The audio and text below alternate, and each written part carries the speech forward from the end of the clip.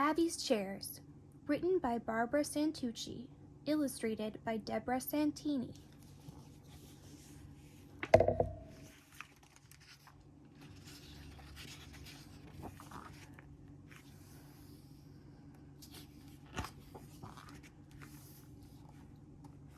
Abby loved her new home. She loved to sniff the violets blooming in her sunroom. She loved to soak in bubbled bath water in her footed purple tub. She loved to see the sun rising outside her bedroom window. But there was one thing Abby didn't love.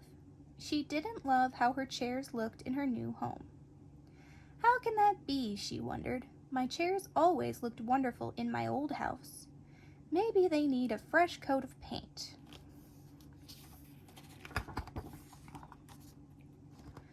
So Abby headed to the hardware store, where she piled cans of paint into her shopping cart.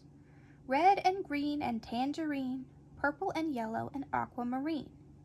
She wheeled them to the checkout counter. "Welcome to Harold's Hardware," said the clerk. "I'm Harold." "I'm Abby, and I live in the yellow house on Fern Road. Stop by any time." "Why, thank you," said Harold, handing Abby her change. Abby picked up her shopping bags and walked home.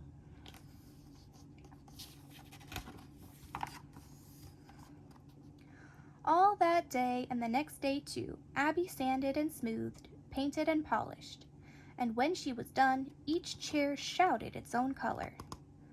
But when she lined them up, they still didn't look right. "My chairs always looked wonderful in my old house," Abby sighed. "Maybe they need some new fabric."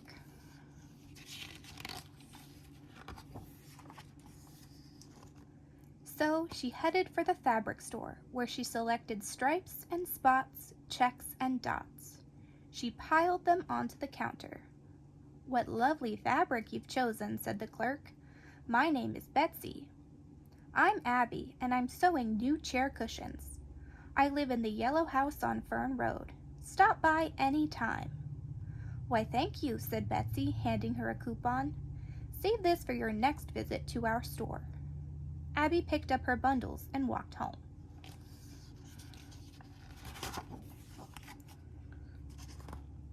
All that day and the next day too, Abby snipped and stitched, adding buttons and lace. And when she was done, each chair sang its own personality. But when she looked at them, they still didn't look right. "My chairs always looked wonderful in my old house," Abby sniffed. "Maybe they need to be arranged differently."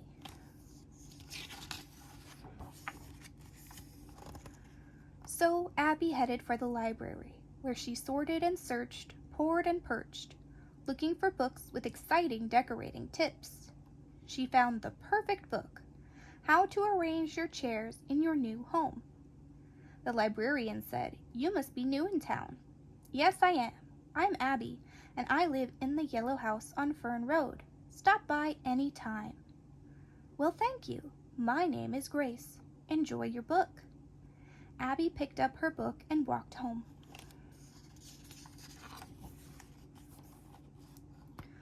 All that day, and the next day too, Abby arranged her chairs in circles and squares, by lamps and stairs. She hung them on hooks from ceiling and walls. She pushed them and pulled them from hall to hall. She set them in the tub and sadly shrugged because they still did not look right. Finally, Abby collapsed into one of her chairs and sighed. "My chairs always looked wonderful in my old house. What more can I do?" Abby thought for a long while. "Maybe I just have too many chairs."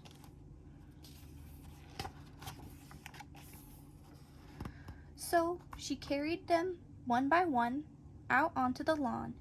Abby made a sign, "Free chairs." Then she sat in the shade and gazed sadly at her chairs.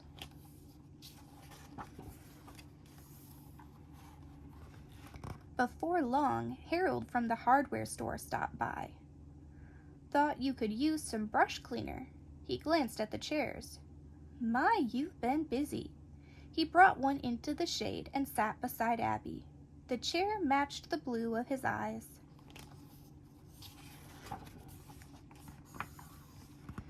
Soon, Betsy from the fabric store stopped by with a quilted pillow. "I made this for you," she said. "What a lovely chair. May I sit?" She carried it under a tree. Its buttons were square, like the ones on her dress.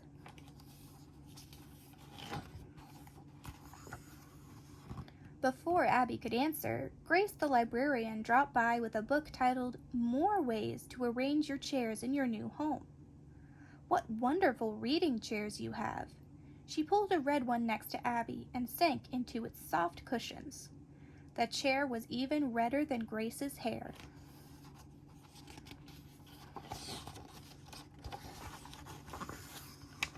Soon a new friend filled every chair. They ate zucchini cake, sipped lemonade, and played charades until the stars came out. When it was time to leave, Abby's new friends carried their chairs inside. Harold put his chair by Abby's painting table in the studio. Betsy placed her chair by Abby's sewing machine in the bedroom, and Grace set hers solidly beside the bookshelves in the den.